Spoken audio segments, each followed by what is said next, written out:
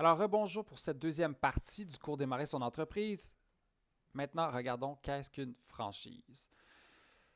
Regardez ces images que vous voyez dans le bas de la diapo. Presse Café, Saint-Hubert, c'est ça que j'aime. McDonald's, excusez-moi. Cora, Jack Steele, le barbier, Calinette, Jugo Juice. Tous ces noms d'entreprises sont des franchises. Ce qui veut dire que qu'est-ce qu'une franchise? C'est une entreprise, en fait, que vous pouvez acheter sous il y a un certain prix. Vous payez, on dit on paye une franchise et vous pouvez opérer un commerce qui va être un Saint-Hubert, un McDonald's, un Cora, par exemple. Donc, c'est quoi? C'est un contrat qui lie deux parties, le franchiseur et le franchisé. Si on regarde, les franchises de un, vous savez à quel point il y en a partout. Starbucks, j'aurais pu le mettre, en est un autre aussi, franchise très connue à l'heure actuelle. Donc, vous pourriez décider de payer une franchise un certain montant pour acquérir le droit de vendre Starbucks, de vendre des cafés Starbucks et d'avoir une franchise Starbucks. Alors, c'est quoi les éléments clés d'un contrat de franchisé? C'est que le franchiseur, qui est l'organisation Starbucks, concède au franchisé le droit d'exploiter une formule d'affaires portant sa raison sociale, son logo, ses marques de commerce, son décor, son savoir-faire. C'est pour ça que quand vous allez dans un Saint-Hubert, un McDonald's ou un Starbucks, vous savez que le décor est toujours pareil. C'est les mêmes produits, presque. Des fois, ils sont un peu adaptés, là, tout dépendant des régions, mais c'est pratiquement les mêmes produits. Bref, c'est la même manière de faire. Quand on achète une franchise, on achète une manière de faire particulière. Ce qui est intéressant, c'est que le franchiseur, donc l'entreprise, elle, celle qui vous permet d'opérer la franchise, s'engage à offrir un territoire protégé. Ce qui veut dire que, par exemple, si j'achète une franchise McDonald's, il ne devrait pas avoir de McDonald's autour de moi dans un rayon de X kilomètres, qui n'est pas très grand pour un McDonald's. Pareil pour Starbucks, pareil pour tous les types de franchises. Donc, ces avantages sont en échange de certaines sommes. Vous devez payer un coût pour acquérir la franchise. Vous avez un droit d'entrée ou un frais de franchise. Le prix varie en fonction de la taille du réseau et de sa notoriété. Ça peut aller de quelques mille à plusieurs de dizaines de milliers, sinon des centaines de milliers de dollars. Et vous avez des redevances. Donc, vous devez, avec un certain chiffre d'affaires, renvoyer de l'argent à la compagnie mère. Ce qui veut dire, exemple, que je fais 100 000 puis j'ai une redevance de 2 bien, je vais avoir 2 000 que je vais devoir renvoyer à la compagnie mère. Et fonds de publicité nationale, bien, ça, c'est intéressant. C'est un montant que vous allez payer pour couvrir les frais de publicité pour l'ensemble, par exemple, des McDonald's ou des Starbucks. Parce que McDo ne fait pas une annonce uniquement pour le McDo du coin chez vous. Il fait une annonce pour toutes les McDonald's du Québec. Un petit exemple de ça. Si vous regardez Boston Pizza, que vous devez peut-être connaître, on voit ici c'est quoi le nom de la personne contact. Ça a été fondé quand?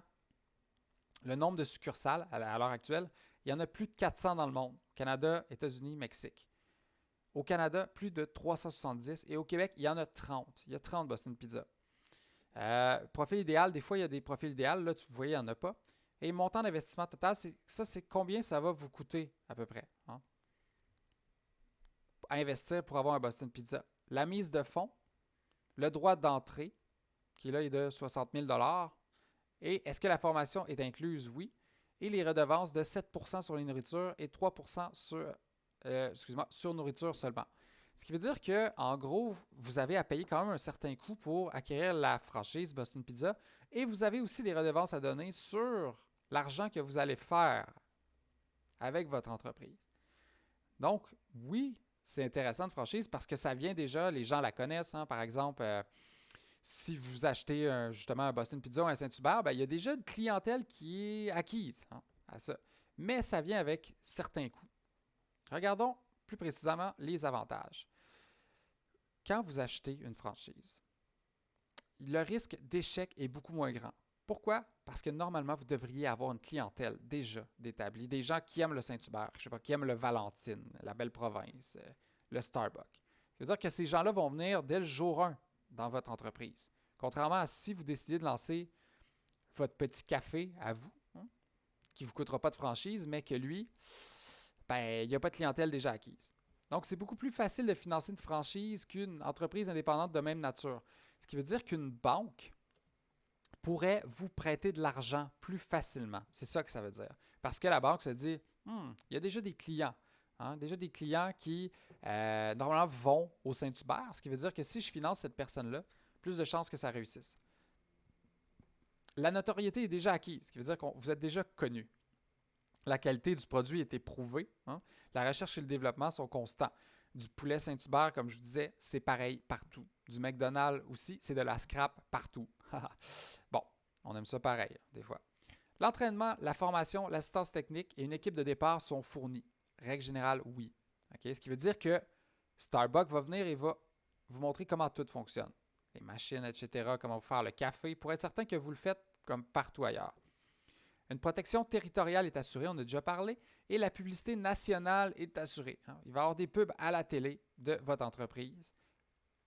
Pas la vôtre en particulier, mais toutes les entreprises de la franchise. Les inconvénients, maintenant, d'une franchise, parce qu'il y en a. Le franchisé ne peut s'approvisionner là où il le désire. Ce que ça veut dire, c'est que vous ne pouvez pas acheter le matériel où vous voulez, vous devez l'acheter où la compagnie vous dit de l'acheter. Le franchisé ne peut fixer à sa guise ses prix de vente. C'est eux qui décident si le poulet, il se vend 13 $ partout, ça va être 13 $ chez vous aussi. Les équipements sont prescrits par le franchiseur. Qu'est-ce que veut dire prescrit? Ça veut dire que vous n'avez pas le choix d'utiliser certains équipements particuliers. Vous n'avez pas le droit d'acheter ce que vous voulez. Une part importante des profits nets du franchisé s'en retourne aux franchiseurs. On a parlé de ça, ça peut être 7 %, 3 %. Mais bref, ça veut dire que vous faites de l'argent sur la nourriture que vous vendez ou les produits que vous vendez, vous retournez un pourcentage à la compagnie. Le franchiseur, par contre, ne partage pas les pertes du franchisé. Ce qui veut dire que si vous perdez de l'argent, c'est vous qui assumez. Ce n'est pas la compagnie mère qui va assumer ça. Oh, alors elle prend de l'argent, mais elle ne prend pas les pertes. Gardez ça en tête. Et la juridiction, la restriction très importante qui impose la franchise à l'autonomie du franchisé comme entrepreneur. On ne peut pas faire ce qu'on veut avec une franchise. Il faut demander toujours à l'entreprise mère si on a le droit ou pas. Et il y a une clause de non-concurrence au contrat.